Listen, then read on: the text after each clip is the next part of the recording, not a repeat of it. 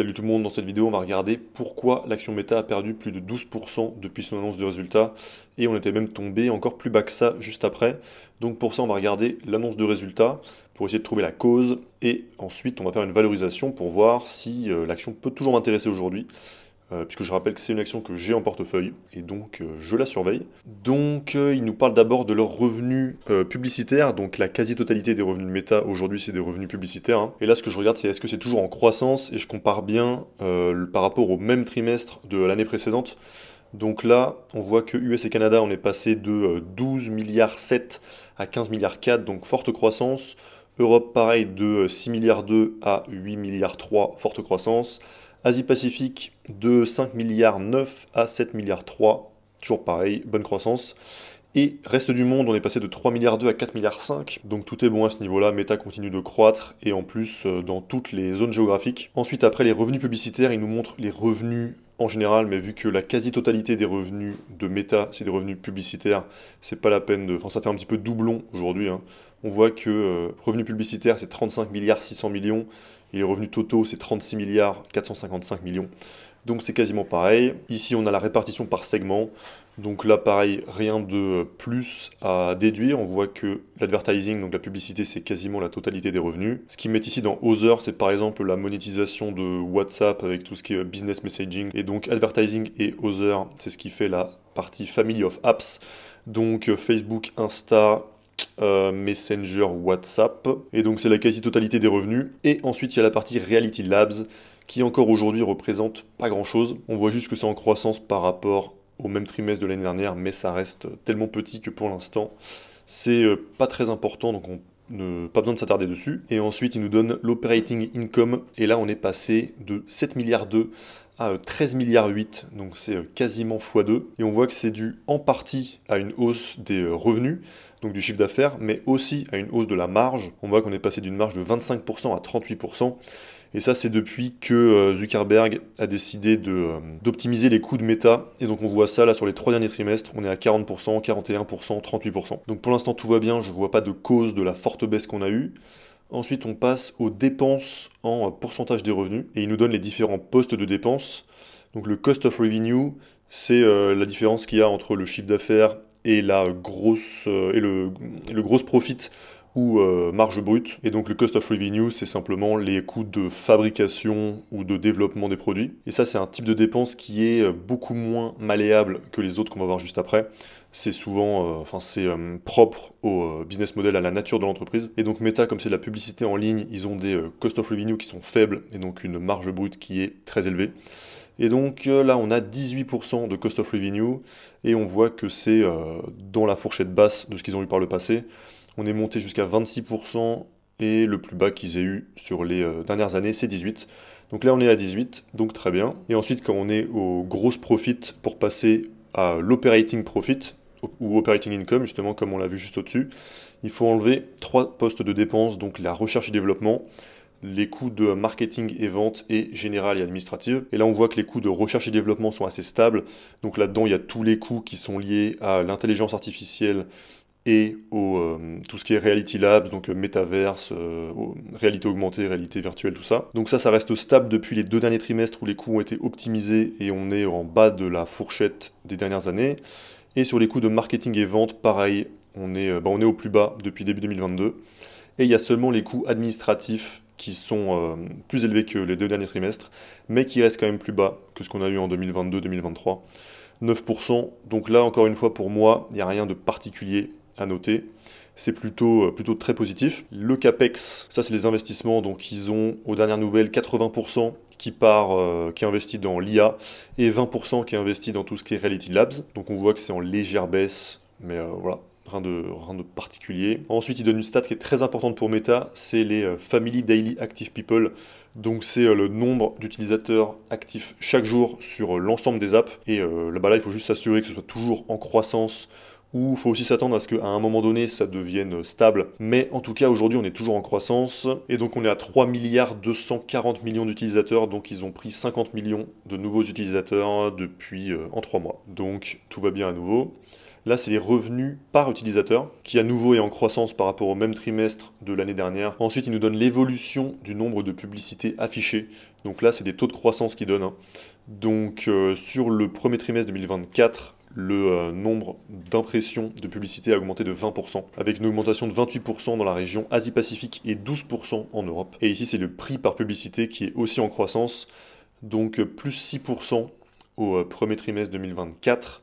Donc on a à la fois de plus en plus de pubs qui sont affichées et chaque pub qui rapporte plus d'argent. Ensuite, et il nous donne le free cash flow pour terminer là-dessus. Donc le free cash flow qui est la métrique la plus importante et qui est plus parlante que le net income qui donne ici, puisque dans le net income, il peut y avoir des entre guillemets manipulations comptables, mais qui du coup représentent pas forcément du vrai cash disponible. Et le free cash flow s'en rapproche beaucoup plus à l'exception des rémunérations en actions. Mais bref, c'est avec le free cash flow que l'entreprise elle peut réinvestir ou payer un dividende par exemple. Et donc on voit que là, ils ont fait 12,5 milliards et ils étaient à 7 milliards l'année dernière. Donc très forte hausse du free cash flow. Donc là on a terminé pour la présentation des résultats et j'ai vu que du positif ou quasiment que du positif. Donc rien jusque-là qui justifie la baisse qu'il y a eu. Donc le problème c'est que si on regarde que la présentation des résultats, ça ne nous donne pas toute l'information. Et donc ce qui est important après c'est d'aller lire ou écouter le transcript où Mark Zuckerberg et le management s'expriment et où les analystes posent des questions auxquelles le management peut répondre. Et comme ça prend du temps et que c'est chiant de devoir toujours aller chercher les documents sur les sites des entreprises, j'ai rajouté un onglet sur Gram. Donc c'est un onglet transcript qu'on va aller voir pour Meta. Et donc je peux relire tous les transcripts depuis 3 ans en arrière. Donc du Q1 2022 jusqu'au Q1 2024, donc là qui est à jour. Et comme ça, je peux aller voir directement ici ce qu'a dit, en l'occurrence Mark Zuckerberg, sans avoir à quitter le site. Et en plus de ça, je teste un nouveau tarif. Donc c'était avant 399 par an et 299 par an en promo. Maintenant, c'est 199 € par an, donc ça revient à 16 € par mois, avec un essai gratuit de 7 jours. Donc vous pouvez aller essayer en cliquant sur le premier lien en description. Donc je vais tester ce modèle pendant 7 jours, et si je vois que c'est moins performant que l'ancien modèle, je remettrai l'ancien modèle. Donc voilà, passons maintenant à ce qu'a dit. Donc du côté de Mark Zuckerberg, il n'y a rien qui nous donne d'indication, c'est plutôt du côté de Suzanne Lee. On a déjà un élément qui n'était pas visible directement dans la présentation ici, c'est la croissance du chiffre d'affaires. Ils nous donnaient le montant, mais on ne pouvait pas voir la croissance. Et donc ils ont quand même eu une croissance du chiffre d'affaires de 27%. Pour une boîte de cette taille qui fait quelque chose comme 130-140 milliards de chiffre d'affaires par an, c'est très rare. Et c'est une croissance très élevée. Donc c'est assez fou que Meta arrive à croître encore autant. Et ça justifie encore moins la baisse qu'il y a eu. Et la seule cause que je vois, elle se trouve un petit peu plus bas. Donc c'est sûrement cette phrase ici sur les prévisions de CAPEX pour cette année et l'année prochaine. Donc pour l'année 2024, il prévoit un CAPEX entre 35 milliards et 40 milliards, alors que ce qui était prévu, c'était entre 30 et 37 milliards. Donc c'est quand même une augmentation qui est pas négligeable par rapport à ce qui était prévu. Et la raison, c'est une accélération des investissements dans l'infrastructure pour l'intelligence artificielle. Et ensuite, ils nous disent qu'il faut s'attendre à ce qu'en 2025, ce soit encore plus élevé que ce qu'ils vont avoir cette année. Donc la seule raison que je vois à la baisse qu'il y a eu, c'est ça, c'est les prévisions de CAPEX pour cette année et l'année prochaine.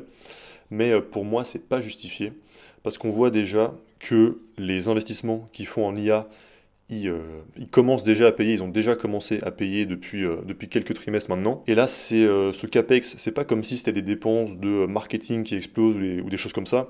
Là, c'est de la recherche et développement. Donc ces investissements-là, ils vont donner des revenus futurs. Et on pourrait se dire que ça, c'est pas sûr, c'est pas garanti. Et oui, en effet, mais on a quand même des indications. C'est que déjà, donc on voit qu'aujourd'hui, ils récoltent déjà les fruits de leurs investissements passés en IA. Et comme le dit aussi à chaque fois Mark Zuckerberg dans les annonces de résultats, ils ont eu l'habitude de faire des phases de transition avec des forts investissements qui ont mis 1 an, 2 ans, 3 ans à payer. Par exemple, le passage de desktop à mobile, ensuite le passage du feed aux stories, le passage ensuite aux reels, etc. Donc, perso, j'ai plutôt confiance en Meta là-dessus. Donc pour moi, la baisse ici n'est pas justifiée.